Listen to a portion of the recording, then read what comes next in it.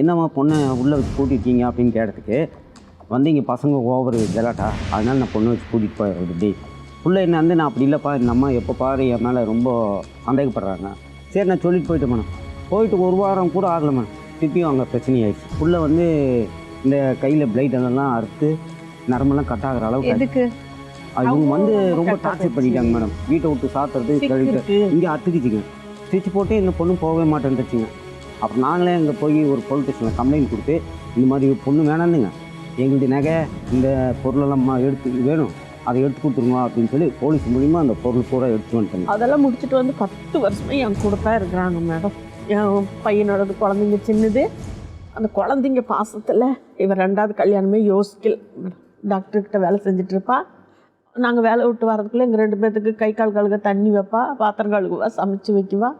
மனசு காயப்படாத அளவு 10 வருஷமாக நான் கூலி வேலை செஞ்சு என் பொண்ணை காப்பாற்றிட்டு இருந்தேன் மேடம் நான்.